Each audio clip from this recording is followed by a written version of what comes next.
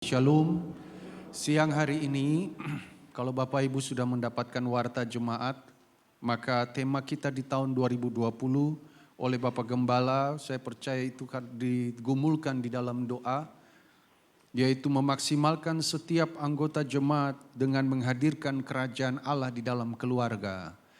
Hal ini sangat penting sekali bagi kita semua. Bersyukur bahwa tadi kita lihat anak-anak dan mereka menampilkan akan pujian mereka dan gerakan tarian mereka. Mereka adalah penerus-penerus untuk 5, 10 tahun, 15, 20 tahun ke depan. Yang harus kita persiapkan sedini mungkin. Saya sangat percaya yang punya orang tua pasti mengambil kesempatan ini untuk divideokan agar menjadi sebuah momen yang luar biasa. Kita melihat bahwa mereka lakukan tidak dengan ada yang tangan kanan, tangan kiri, goyang kanan, goyang. Saya percaya sebagai orang aja tampil. Tidak sempat mereka mau belajar untuk memberikan yang terbaik untuk Tuhan. Selain itu saya bersyukur bahwa saya dua karena pertama sudah dapat dalam ibadah yang ini adalah yang luar biasa yang Tuhan sudah berikan. Bapak Ibu, siang hari ini saya akan sharingkan firman Tuhan dalam Mazmur pasal 128. Berkat atas rumah tangga. Dari Mazmur pasal 120, kalau buka Alkitab secara Bible ini, buku, maka Bapak Ibu akan menjumpai Mazmur pasal 120 sampai pasal 134, ada 15 pasal. Adalah kalimat yang paling pertama dituliskan mengenai nyanyian ziarah. Nyanyian ziarah ini bukanlah untuk pergi berziarah ke kubur setiap tahun, entah Natal atau Tahun Baru atau hari-hari tertentu. Tapi berziarah ini bagi umat Israel adalah mereka pergi ke bait suci di Yerusalem. Tepatnya di Bukit Sion, sambil mereka menapak tilas akan kebaikan-kebaikan daripada Tuhan, seperti lagu yang kita sudah naikkan tadi. Dalam bahasa Ibraninya, kata naik itu adalah hak. Lalu berkembang dengan bahasa Arab, hak, tulisannya H-A-J-J, tertulis di dalam warta jemaat. Mohon warta jemaat ini disimpan dengan baik, kalau memang kelebihan ditaruhlah di belakang kembali daripada terbuang di jalan, ya. Dan kemudian muncullah kata naik haji, Bapak-bapak sekalian dan ibu-ibu sekalian, naik haji. Ternyata kata naik haji akar katanya adalah bersiarah ke Yerusalem, pergi ke Bukit Sion. Dan 15 pasal ini mereka nyanyikan dalam nada atau notnya yang berbeda-beda seperti itu. Dan di Mazmur pasal 128, Bapak-bapak sekalian, judul perikopnya adalah berkat atas rumah tangga. Sebelum saya membahasnya lebih jauh, mari kita membacakan ayat ini bersama-sama. Saya undang kita bangkit berdiri supaya suara kita lebih lantang dan pas dan telinga kita sendiri mendengarkan firman Tuhan di pagi hari ini. Mazmur 128 berkat atas rumah tangga, 2, 3. Nyanyian siara. Berbahagialah setiap orang yang takut akan Tuhan, yang hidup menurut jalan yang ditunjukkannya. Apabila engkau memakan hasil jeripaya tanganmu, berbahagialah engkau dan baiklah keadaanmu. Istrimu akan menjadi seperti pohon anggur yang subur di dalam rumahmu. Anak-anakmu seperti tunas pohon zaitun sekeliling mejamu. Sesungguhnya demikianlah akan diberkati orang laki-laki yang takut akan Tuhan. Kiranya Tuhan memberkati engkau dari Sion, supaya engkau melihat kebahagiaan Yerusalem seumur hidupmu, dan melihat anak-anak dari anak-anakmu, damai sejahtera atas Israel. Puji Tuhan, silakan duduk kembali.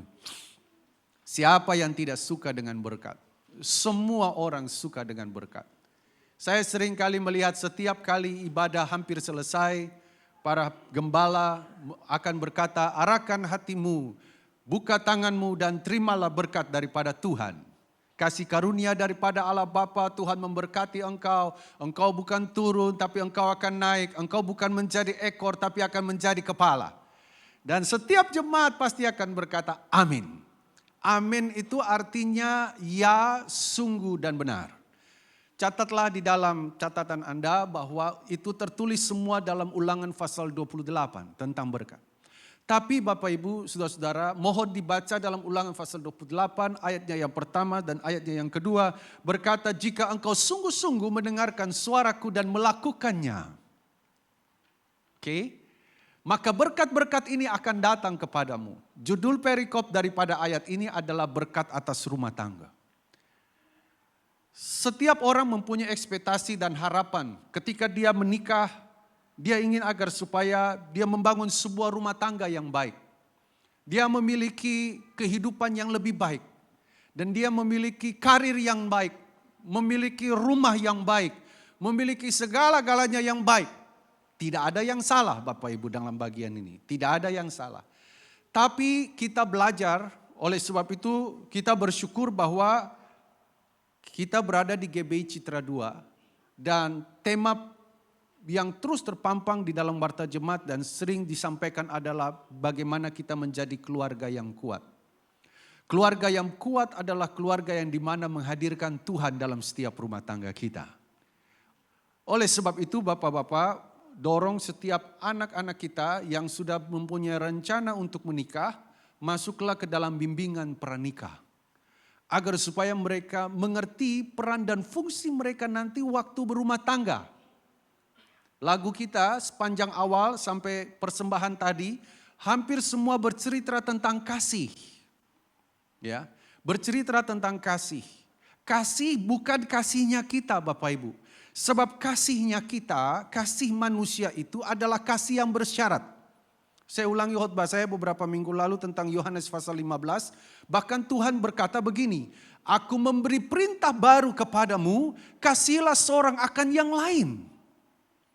Tapi bukan kasih kita, karena kasih kita limited. Kasih kita itu terbatas. Kasih kita itu seperti begini Bapak Ibu, kalau engkau baik dengan aku akan baik dengan kamu. Ini berlaku surut di dunia usaha, di dunia bisnis dan lain sebagainya, bahkan di keluarga.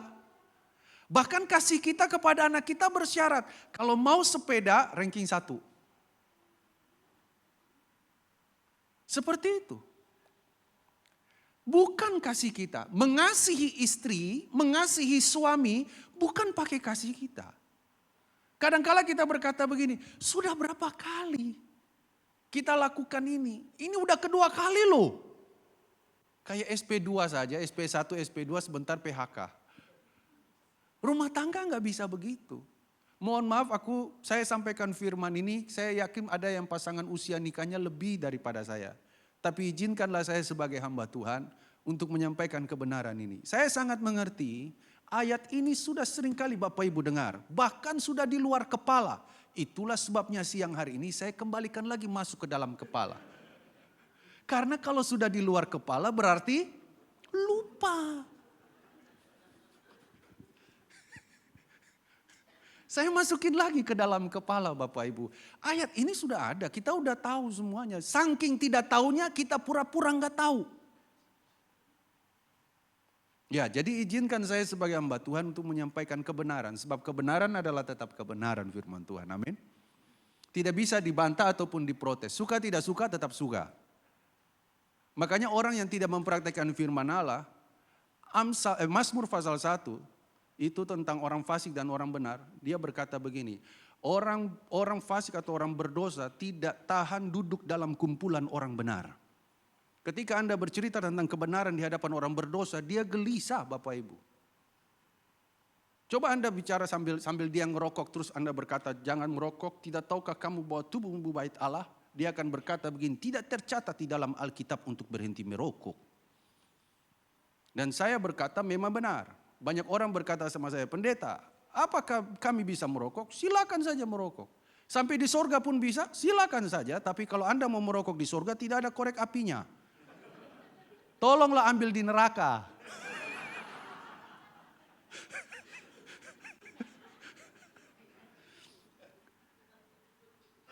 Jangan Bapak Ibu. Sebelum kita masuk sorga, kita latihan di bumi ini. Supaya waktu di sorga kita jangan jadi orang yang bingung-bingung dengan situasi yang ada di sorga. Latihanlah pujian di sini. Latihanlah belajar firman di sini. Sehingga waktu di sorga kita nggak kaget-kaget. Karena kita warga kerajaan sorga, baik yang sudah ada di bumi maupun nanti di sorga. Kita mulai membedah ayat ini, tidak panjang, saya tetap dibatasi 45 menit walaupun ada 6 ayat di dalamnya. Ayat ini dimulai dengan kata begini, berbahagialah setiap orang yang takut akan Tuhan, yang hidup menurut jalan yang ditunjukkannya.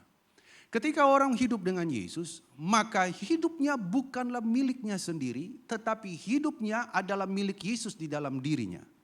Dan hidup yang dia hidupi sekarang adalah hidup oleh iman di dalam anak Allah yang telah mengasihi dia. Maka ketika dia berumah tangga, hidupnya bukan independen maunya dia lagi, tapi mau sepakat bersama-sama. Saya mau sampaikan kalau hidup suami istri sepakat, dalam bahasa aslinya ditulis dengan kata harmoni.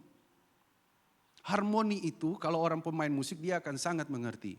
Kumpulan dari beberapa jenis alat musik yang berbeda, tapi bisa dimainkan secara bersama-sama, bisa menghasilkan sebuah simfoni dan harmoni yang sangat indah.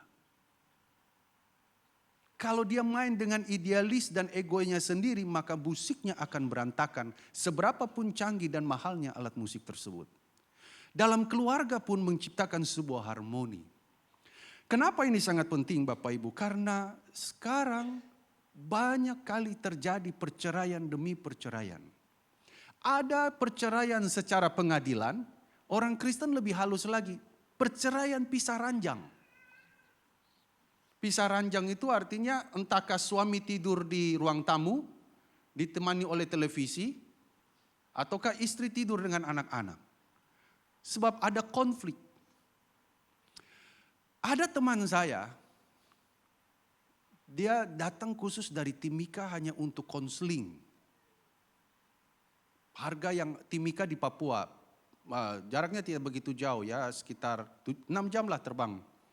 Datang ke Jakarta hanya konseling dan bertemu dengan saya. Istrinya bertemu dengan konselor yang lainnya dan suaminya sempat bertemu dengan saya dan mereka bercerita. Mereka konflik 3 tahun. Tidak saling berbicara. Suami kalau tidur ke utara, istrinya tidur ke selatan. Jadi saling punggungan. Menjadi PBB-nya, Perserikatan Bangsa-Bangsa Juru Damainya, anak yang paling kecil di tengah. Dan mereka lakukan ini 3 tahun. Saya bilang luar biasa. Untung belum cerai. Masih diam-diaman, marah-marahan. Kalau suaminya bermaksud baik untuk ngajak makan, istrinya berkata begini, tanya sama anak-anak, kalau anak-anak mau, saya pasti ikut. Mereka mau ajang cerai, istrinya berkata begini, jangan panggil pendeta untuk ceramahin saya. Karena dia tahu salah satunya pasti dia akan memanggil saya. Dan dia pun sudah tahu karena dia orang yang sangat pintar, istrinya pintar. Suami istri oke lah, secara finansial mereka sangat oke. Gaji mereka di atas 30-an juta per bulan. Nanti saya jelaskan di slide terakhir. Ada banyak hal Bapak Ibu dalam berumah tangga. Kita tidak bisa beli dengan uang. Ini yang saya mau berikan esensinya. Apakah yang dimaksud dengan berkat rumah tangga ini? Ayatnya yang pertama berkata, berbahagialah setiap orang yang takut akan Tuhan. Orang yang takut akan Tuhan, dia sangat percaya kepada Tuhan. Bagaimana dia bisa percaya kepada Tuhan? Dia memperoleh pengenalan akan Tuhannya itu yang luar biasa. Dia akan sampai pada satu tingkatan yang akan dia bisa berkata begini, kalau Tuhan menolongku atau Tuhan tidak menolongku, aku tetap percaya kepada Yesusku. Kalau Tuhan Yesusku tidak menyembuhkan aku, ataupun dia menyembuhkan aku tetap percaya kepadanya. Banyak orang yang kecewa dengan Yesus ketika apa yang menjadi cita-cita dan harapannya tidak terwujud. Dia bukan left dari grup WA Pak. Dia left dari grup jemaat. Dia left dari anggota jemaat. Hanya karena dia kecewa dengan Tuhan. Pengenalan kita akan Yesus Kristus membawa kita untuk mengalami pertumbuhan yang signifikan. Oleh sebab itu Bapak dan Ibu sekalian, saya ingin sampaikan bagi yang sudah berkeluarga harus tetap ada mesbah doa. Setiap pagi harus ada doa. Baca firman sesingkat apapun. Atau apa saja yang dilakukan. Sekarang banyak metode. 1 hari 10 pasal membaca, suka baca firman Tuhan. Gak apa-apa, lakukan saja, itu baik. Takut akan Tuhan artinya menghormati Tuhan. Bukan hanya sekedar ibadah. Bukan hanya sekedar melayani. Tapi dipraktekkan dalam kehidupan sehari-hari. Saya mau beritahu anak-anak kita, tidak perlu banyak teori. Tidak perlu jangan ini, jangan itu, jangan begini, jangan begitu. Dia hanya perlu keteladanan. Kenapa anak-anak kita suka dengan film-film Korea? Turki, India, saya cuma hanya lihat saja, saya tidak suka nonton. Tapi kenapa mereka suka seperti itu? Karena mereka cari figur. Kalau anak laki-laki ditanya, kalau mau jadi besar seperti apa? Superman. Saya mau beritahu bapak-bapak, kalau anakmu suka Superman, engkau harus berkata, Papa lebih dari Superman. Bisa kelihatan dari celananya yang berbeda. Tanpa saya perlu menjelaskan. Warna merah lagi ya. Takut akan Tuhan, mempraktekkan Tuhan, kehadirannya betul-betul nyata dalam rumah tangga kita. Banyak kali Tuhan itu hanya berupa gambar Bapak Ibu. Saya nggak ngerti kalau di Jakarta, tapi kalau kami di Papua, jangankan dalam rumah Bapak Ibu, di pagar aja semua salib. Ornamennya semua salib. Padahal Yesus saja sendiri kayu salib, 2 penjahat kiri kanan. Ini ada 6 salib. Tidak tahu 3 punya siapa. Percaya serius, aku nggak bohong. Ikutlah saya dengan Pak Markus kalau ke Papua, tapi tiketnya tanggung sendiri. Salib, depan rumah pun salib. Dalam rumah pun Yesus lagi foto selesai makan bersama dengan murid-muridnya. Tapi bertengkar jalan terus. Kehadiran Yesus dalam setiap rumah tangga tanpa disadari hanya berupa gambar. Kehadiran Yesus sesungguhnya itu berwujud dalam perkataan dan tindakan kita. Karena anak-anak kita, dia tidak melihat 1000 kata-kata yang kita ucapkan. Dia hanya butuh keteladanan dari kita. Sedari kecil kita bawa anak-anak ini. Kalau anak-anak gak ranking, jangan kita berkata, ini bukan anak papa. Ini bukan anak mama. Kalau dia bisa ngomong, dia berkata, aku ya anak siapa? Bapak Ibu saudara-saudara sekalian, saya ingin mohon garis bawahi kata-kata kita menentukan surga dan neraka. Kata-kata kita menentukan berkat ataukah kutuk. Kata-kata kita bisa mematikan potensi atau mengembangkan potensi. Termasuk kepada pasangan hidup kita. Kiranya Roh Kudus mengingatkan bagian-bagian ini agar supaya kita terus mengalami pemulihan-pemulihan di dalam kehidupan kita. Banyak orang bisa meremehkan pasangannya, saudara. Padahal pasangan yang ada di sebelahmu atau yang bersama-sama denganmu saat ini, itulah yang terbaik yang Tuhan berikan di dalam hidupmu. Sekali-sekali hai para suami, mohon maaf sekali lagi saya bukan mengajarkan, tapi saya sudah berkata kepada istri saya bahwa engkau tidak bisa digantikan oleh perempuan yang lain, wanita yang lain.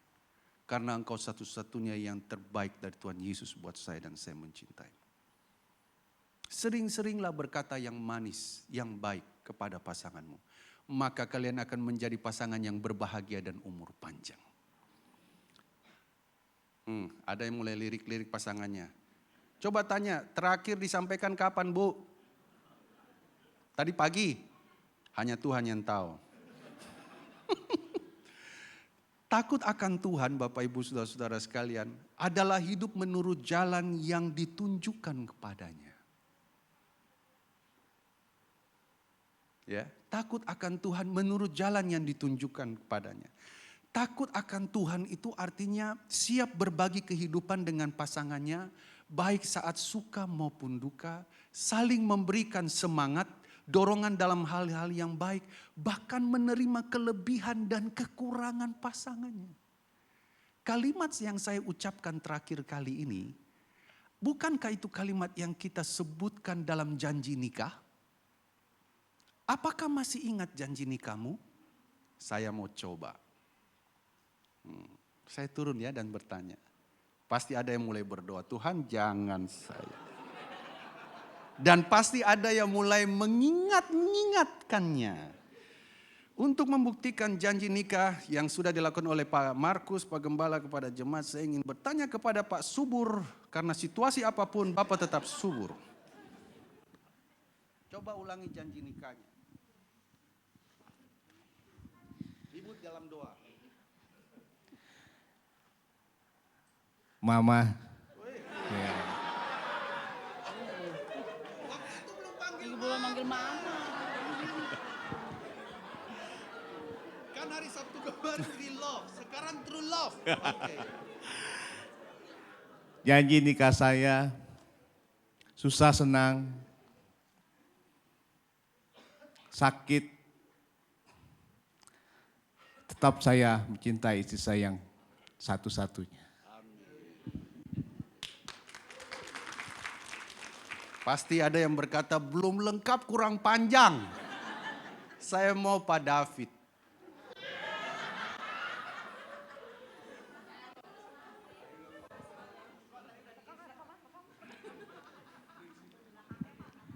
Baru saya senang udah kesana Pak. Kenapa kesini lagi? Kan suka-suka saya.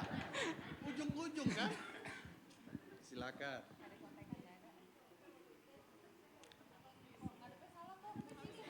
Sini apa kesini Pak? Bangkit berdiri Bu. Saling berhadapan. Aduh Pak, disetrap ini.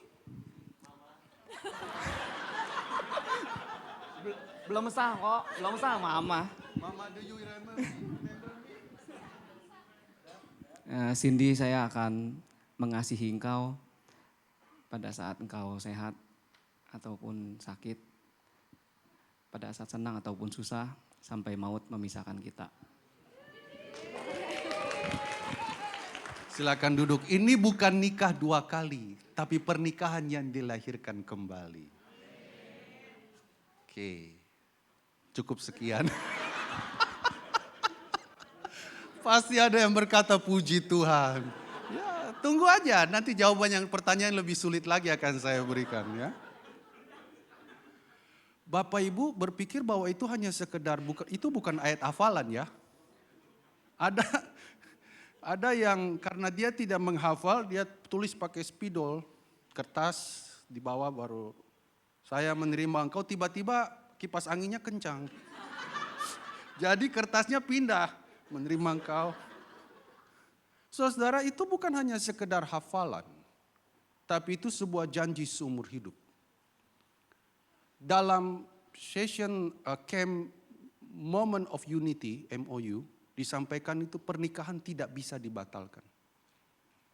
Apapun alasannya. Pernikahan itu hanya bisa diingkari atau dikhianati. Ketika salah satu pasangan mencoba untuk mengkhianati, maka yang menjadi terluka bukan hanya salah satu, dua-duanya ikut terluka. Oleh sebab itu Bapak Ibu sekalian, kalau kita sudah menikah, tidak ada yang bisa memisahkan. Sangat berbahaya lagi kalau ada salah satu pasangan doanya secara diam-diam. Tuhan, kapan dia meninggal ya? Ada kemungkinan yang doa lebih dulu mati. Karena dia merasa ini gagal. Pernikahan bukan coba-coba. Pernikahan adalah seumur hidup. Kenapa Bapak Ibu sekalian? Karena nanti akan menjadi contoh bagi anak-anak kita. Jangankan anak-anak kita setelah remaja usia. Di dalam kandungan saja kalau sang ibu mengalami stres, tekanan, itu akan berpengaruh waktu dia lahir. Oleh sebab itu sang bapak, saya waktu itu belajar alami dengan istri, kami belajar buku bimbingan pernikahannya secara live. Live artinya belajar langsung praktik. Memberkati kandungan, waduh saya pegang perut istri saya lagi hamil, saya rasa lain gitu loh. Sedangkan perut saya juga ada, tapi saya pegang juga rasanya lain gitu loh. Jangan sampai nanti anakmu lahir, baru engkau mengenal dia. Sejak dari kandungan pun, engkau sudah mengenal anak-anak. Berkat rumah tangga itu takut akan Tuhan, yaitu saling menerima baik suka maupun duka bersama-sama. Kelemahan pasanganmu, kelemahan istrimu adalah bagian kelemahanmu juga. Kelemahan suamimu adalah bagian kelemahanmu juga. Tidak ada namanya menyesal dan expire atau produk gagal. Karena semua Tuhan berikan yang paling terbaik dalam hidupmu dengan pasanganmu yang ada sekarang. Kalau Bapak Ibu sedang duduk dengan pasanganmu, coba sang suami berkata kepada pasangan istrimu, engkau yang terbaik dari Tuhan buat saya. Coba ngomong. Berbahagialah yang sedang duduk jauh-jauh. Nanti aja ya di rumah ya. Ya. Bapak Ibu saudara-saudara sekalian, kalau ayat selanjutnya perhatikan di sini. Tetap disimpan ayat 1, orang yang takut akan Tuhan. Dan ayat selanjutnya berkata begini, apabila engkau memakan hasil jerih payahmu, berbahagialah engkau dan baiklah keadaanmu. Kata baiklah keadaanmu artinya sehat walafiat. Bukan berarti nggak ada sakit penyakit. Bisa saja kita mengalami sakit, namanya manusia. Mengalami kelemahan secara tubuh. Tetapi bagian di sini mau berkata begini, keadaan kita tetap baik adanya. Keadaan kita tetap baik, engkau akan memakan hasil jerih payah tanganmu. Engkau menikmati berkat-berkat yang Tuhan beri dalam hidupmu. Saya teringat ketika siapkan ayat ini lagi, saya teringat di Amsal atau di Mazmur berkata begini, berkat Tuhanlah yang menjadikan kita kaya, susah payah tidak dapat menambahinya.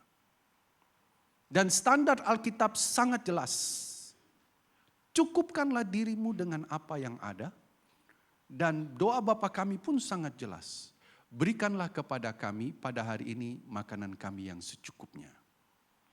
Ada yang sempat komplain dengan saya mengenai ayat ini. Berikanlah kepada kami makanan kami pada hari ini yang secukupnya.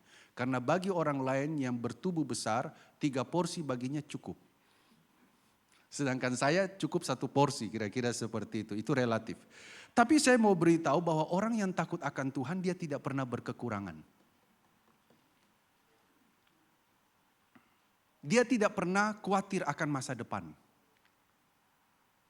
Orang yang hidup dalam berkat Tuhan dan takut akan Tuhan, dia sangat percaya kepada pasangannya. Orang yang hidup takut akan Tuhan dan mengalami berkat Tuhan, ini yang saya mau sampaikan, bukan tentang hal jasmani. Bukan tentang mobil yang bermerek, bukan tentang pakaian, jam, jas, dan lain sebagainya, dan handphone. Bukan tentang hal jasmani, tentang rumah, properti, asuransi, dan lain sebagainya. Bukan tentang bisnis dan usaha. Tapi orang yang takut akan Tuhan, dia mengalami hal-hal yang rohani yang luar biasa, bahkan lompatan-lompatan iman yang dahsyat. Karena ayat yang berikutnya di ayat yang ketiga berkata begini, istrimu akan menjadi seperti pohon anggur yang subur di dalam rumahnya. Istri seperti pohon anggur. Ini bukan pohon anggur import dari China, bukan. Apalagi dari Wuhan, bukan. Made in rumah sendiri, homemade. Istri dikatakan seperti pohon anggur yang subur di dalam rumahmu. Suaminya menikmati hasil daripada pohon anggur itu. Istri peranan sebagai penolong, suaminya akan tertolong karena istrinya mendampingi dia selama hidupnya. Perhatikan lagi, bahkan dikatakan anak-anak seperti tunas pohon zaitun. Sekeliling mejamu bicara mengenai berkat Tuhan yang tidak pernah habis-habisnya. Jadi langkah pertama Bapak Ibu Saudara-saudara perhatikan. Kalau orang yang hidup takut akan Tuhan, dia akan mengalami suaminya, istrinya, anak-anaknya, bahkan dikatakan akan memakan hasil jerih payahnya, menikmati hidup ini. Jangan dibawa stres Bapak Ibu. Jangan dibawa stres. Keadaan dunia apalagi sudah stres begitu kalian di Jakarta memikirkan Anies Baswedan. Gak usah, itu ada yang pikirin sendiri. Kalian coba mikirin Monas, kalian coba mikirin Formula E. Gak usah, itu sudah ada bagian-bagian yang pikirin. Pikir aja pekarangan rumah. Mau Formula F apa Formula G. Ada yang ikut stres dengan Anies. Gak usah. Uang itu udah ditetapkan oleh Tuhan kok. Asal jangan berdoa supaya dia diganti. Biar aja nanti Tuhan yang gantikan dia. Bapak Ibu Saudara-saudara sekalian. Ternyata kalau takut akan Tuhan, peranannya ada di mana Bapak Ibu? Ada di ayatnya yang keempat. Ayat yang keempat berkata begini, sesungguhnya demikianlah akan diberkati orang laki-laki yang takut akan Tuhan. Loh, apa hubungannya ayat yang pertama tentang takut akan Tuhan? Lalu ayat yang selanjutnya, ayat yang ketiga bahas mengenai istri seperti pokok anggur dan anak-anak seperti tunas pohon zaitun. Lalu dihubungkan dengan ayat 4 yang berkata begini. Sesungguhnya demikianlah akan diberkati orang laki-laki yang takut akan Tuhan. Ternyata Bapak Ibu Saudara-saudara sekalian, kalau di dalam rumah tangga kita selalu berbicara mengenai kepala rumah tangga, betul? Ada yang kepala angin, kepala batu, kepala jalan. Kepala rumah tangga. Apakah arti dari kata kepala? Coba kita lihat ayat ini. 1 Korintus pasalnya yang ke-11 ayat 3. Mari kita baca sama-sama. 1, 2, 3. Tetapi aku mau supaya kamu mengetahui hal ini. Yaitu kepala dari tiap-tiap laki-laki ialah Kristus. Kepala dari perempuan ialah laki-laki. Dan kepala dari Kristus ialah Allah. Secara teologi homiletika, satu ayat atau satu perikop, ketika dia diucapkan kata-katanya berulang beberapa kali, termasuk di dalam ayat yang ketiga, berarti ada penekanan. Ada kalimat yang sangat penting. Kata kepala. Kepala dari Kristus ialah Allah. Kepala dari Kristus ialah Bapa. Bapa mengutus anaknya yang tunggal Yesus Kristus untuk datang ke dalam dunia dengan cara menjadi manusia. Dia menjadi Allah 100%, tapi dia juga menjadi manusia 100%, tapi dia tidak berbuat dosa. Bisa dibuktikan. Yesus berpuasa 40 hari dan Alkitab berkata, maka laparlah Yesus. Karena dia bukan robot, dia adalah manusia, dia lapar. 40 hari setelah menjalani 2 puasa. Di Taman Getsemani, dia pun berkata begini, ya Bapa, kalau boleh cawan ini lalu daripadaku. Tapi bukan kehendakku yang jadi, melainkan kehendakmu saja yang jadi. Secara manusia dia harus menanggung dosa seluruh umat sampai hari ini.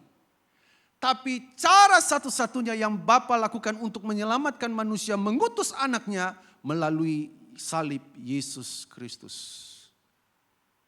Makanya oleh sebab itu saya mau katakan, tolong ajarkan. Kalau Bapak Ibu sudah teguh imannya dengan Yesus, ajarkan kepada keluarga besarmu, ajarkan kepada anak-anakmu, mengikut Yesus harga mati. Tidak bisa pindah hanya gara-gara jabatan, kuliah maupun pernikahan. Untuk pindah kepada Allah yang lain. Karena mengikut Yesus adalah jalan satu-satunya untuk sampai ke Bapa melalui Yesus Kristus. Oleh sebab itu anak-anak kita Bapak Ibu sekalian, pengenalan akan Yesus bukan dimulai dari sekolah minggu. Tapi pengenalan akan Yesus dimulai dari rumah kita masing-masing. Kenapa ayat 4 ini muncul? Sesungguhnya demikianlah diberkati orang laki-laki yang takut akan Tuhan. Kalau saya hubungkan dengan 1 Korintus pasal 11 ayat 3 Bapak-bapak sekalian. Ayat ini berkata demikian. Kepala dari tiap laki-laki. Di sini ada laki-laki. Ada ya. Kepalanya dari laki-laki adalah Kristus. Sekarang saya tanya, kepala dari perempuan siapa? Kalau perempuan kepalanya laki-laki artinya suami.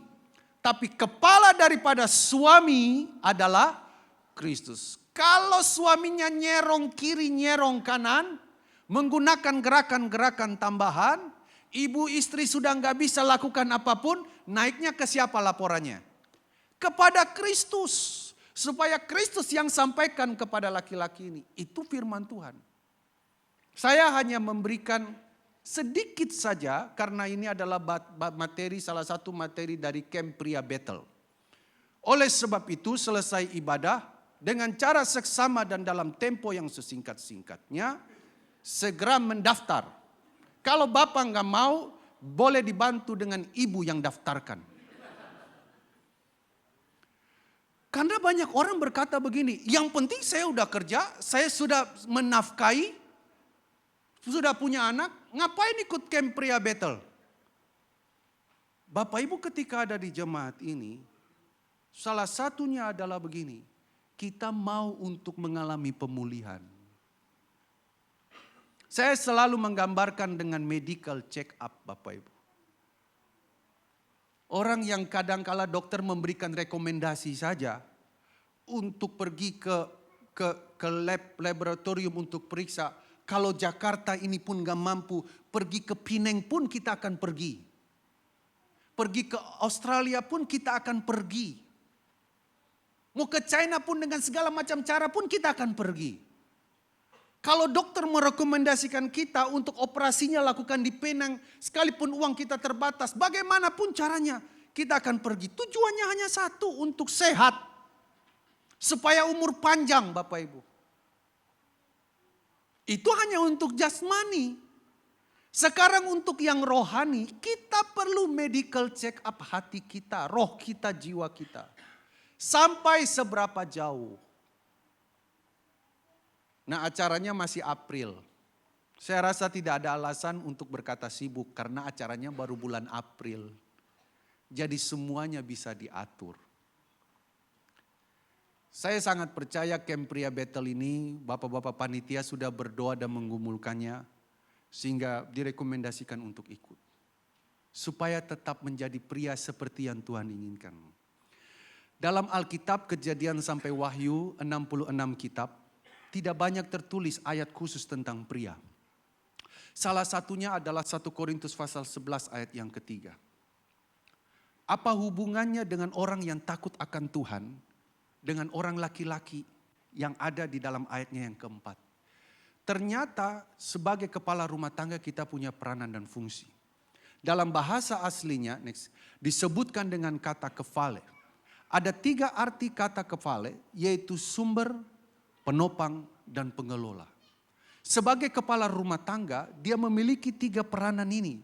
Dia sebagai sumber, dia sebagai penopang, dia sebagai pengelola. Sumber adalah seperti kepala, seperti air terjun. Ketika mata airnya bersih, maka air yang mengalir pun akan ikut menjadi bersih. Saya pernah berjalan kaki ke pedalaman, ya, tidak ada kendaraan, tidak ada transportasi apapun. Kami jalan kaki 3 hari untuk pergi ke satu kampung, berjalan lalu pergi beritakan firman Tuhan lagi ke kampung itu. Tidak bisa bawa air aqua Bapak, tidak bisa bawa air mineral. Karena memang tidak ada air mineral di sana. Tapi saya bisa minum air yang keluar dari bukit atau dari batu, dari gunung-gunung itu. Tanpa harus dimasak. Karena airnya jernih. Kekhawatiran saya akan diare, tapi puji Tuhan selama sekian hari saya enggak diare. Karena air itu jernih dan bersih. Kalau kepala airnya, kalau mata airnya bersih, maka air yang mengalir pun akan bersih. Kalau seorang pria yang takut akan Tuhan, hidupnya betul-betul hanya dengan Tuhan, maka itu akan berlaku surut kepada istri dan anak-anak. Mereka akan menikmati berkat-berkatnya. Saya sedang berkhotbah sendiri, menyampaikan firman ini, itu yang saya tidak pernah alami ketika saya bersama-sama dengan orang tua saya. Oleh sebab itu saya menciptakan dan mempunyai sebuah komitmen yang baru, untuk saya memiliki sebuah keluarga yang betul-betul takut akan Tuhan, bukan karena saya pendeta Bapak Ibu.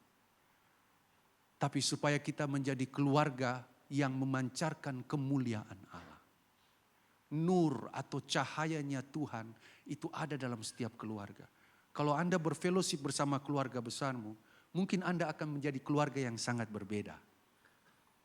Karena apa? Kita sedang mempraktekkan firman Tuhan.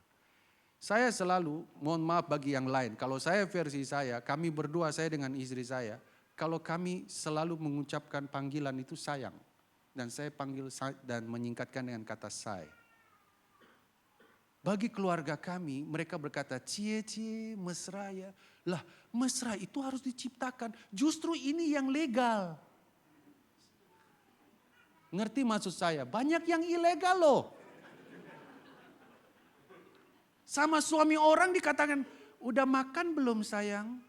Apa hubungannya perhatikan untuk makan siang sudah apa belum? Justru kadangkala dalam pasangan itu kemesraan harus diciptakan. Jarang saya lihat orang Kristen setelah menikah berpegangan tangan. Ke mall atau apa saling berpegangan tangan. kalah kalian dengan lagu dunia yang berkata, sepanjang jalan kenangan, kita selalu bergandeng tangan. Sekali lagi refnya. Kadang-kala bergandengan tangan, sudah tua, jalan sendiri. Ayo. Cinta itu harus dibangun. Cinta itu harus diwujudkan pasangan suami dan istri sebagai sumber. Amin. Sekarang saya akan bahas bagian ini. Slide saya yang paling terakhir. Tapi penjelasannya panjang. Silakan slide saya yang terakhir. Ya, sumber, penopang, pengelola. Nah, saya tuliskan kalimat ini tadi pagi, tambahan saya ada.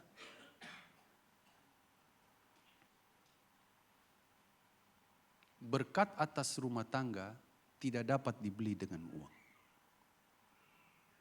Kasih, sukacita, damai sejahtera, kesabaran, kemurahan, kebaikan, kesetiaan, kelemah lembutan, penguasaan diri. Pak, bukankah itu ada di Galatia pasal 5? Benar. Karena saya tidak mengutip dari motivator-motivator atau kuliah atau sekolah seminar keluarga, enggak ada. Saya ambil dari firman murni. Coba kita baca ayat ini dan resapi di dalam hati kita. Mulai dari kata kasih. 1, 2, 3. Kasih, sukacita, damai sejahtera, kesabaran, kemurahan, kebaikan, kesetiaan, kelemah lembutan. Ini 9 buah roh. Galatia pasal yang kelima. Tidak ada yang sempurna, tapi semua sedang belajar untuk disempurnakan oleh Tuhan. Kalau boleh, tapi tidak harus di sini. Buatlah secara nilai. Kan kalau orang medical check up, kolesterol, asam urat ada angka-angkanya. Kira-kira ada bagian mana yang angkanya masih turun, yang perlu harus dinaikkan. Apakah kasih kita dikasih seperti tanggal gajian? Minggu pertama, minggu kedua, kasih kita mesra sekali. Minggu ketiga, minggu keempat, kasih kita menjadi berubah karena uang belanja sudah habis. Bukankah Tuhan bisa mencukupkannya lagi? Kalau kita sampaikan begitu para suami kepada sang istri, istrinya akan berkata begini, makan ayat. Makan lo firman Tuhan tiap pagi, taruhlah Alkitab di atas piring. Kasih kepada pasangan kita tidak boleh ada syaratnya. Harus kasih kepada pasangan kita harus menggunakan kasih agape, bukan kasih dari diri kita sendiri. Sukacita. Ada banyak yang palsu loh yang iblis buat. Kasih yang palsu, sukacita yang palsu. Nonton di acara televisi, pelawak bisa melawak dan membuat kita tertawa, tapi keluarganya juga bisa bercerai. Tidak ada jaminan. Di dalam mempraktekkan rumah tangga orang yang takut akan Tuhan ada kesabaran. Ya, ada kemurahan, kebaikan, kesetiaan. Amin. Ada juga kelemah lembutan. Berarti lawan kata dari kelemah lembutan apa? Kasar. Bisa menggunakan tangan secara fisik dan juga bisa menggunakan kata-kata. Hai Bapak Ibu, perhatikan kalau dalam keadaan emosi, lebih baik memuji Tuhan. Kalau dalam keadaan emosi, jangan sebut pasangan Anda goblok. Jangan menyebut pakai otak dong, pakai otak. Maaf, ini bukan otak, otak. Lain kali tunjukin, otak dong, otak. Nanti lain sendiri. Bagi saya itu kalimat sia-sia. Jangan ucapkan kalimat-kalimat dengan roh kelemah lembut. Ada suami yang marah kepada istrinya ketika dia meminta hubungan seks dan istrinya tidak memberikan. Dia marah. Justru Anda harus tetap mengasihi dan mencintai. Itu bukti cinta. Kalau pasanganmu dalam keadaan sakit, saya paling senang lihat kalau istri atau suami terbaring di rumah sakit dan pasangannya ada di sebelah dia. Saya selalu berkata begini, terima kasih Bapak, Pak sedang mempraktekkan akan janji nikah. Karena tetap setia, baik saat sehat maupun di saat sakit. Ada banyak yang kita tidak bisa beli dengan uang. Peace, kebahagiaan Anda tidak bisa beli dengan uang. Damai sejahtera Anda tidak bisa. Membuat partai damai sejahtera pun bisa bubar. Wah, ini bagian dari kader ya. Tidak ada yang abadi. Karena semuanya itu datangnya daripada Tuhan. Saya kalau bisa berkata kami masih bisa bertahan sampai hari ini, itu hanya kemurahan Tuhan. Papa mama saya itu milih pisah tapi tidak cerai karena dia majelis gereja. Dia udah tahu kebenaran makanya dia nggak cerai pengadilan, dia hanya pisah dengan mama saya. Dan dia pindah ke lain hati ke perempuan yang lain. Aku lihat wanita itu masih lebih cantik mamaku. Tapi tidak tahu apa yang membuat dia pindah ke sebelah. Entahkah dia pakai cek toko sebelah, aku gak ngerti. Tapi sampai mereka meninggal, mereka pun gak sama-sama. Gak mau sama-sama.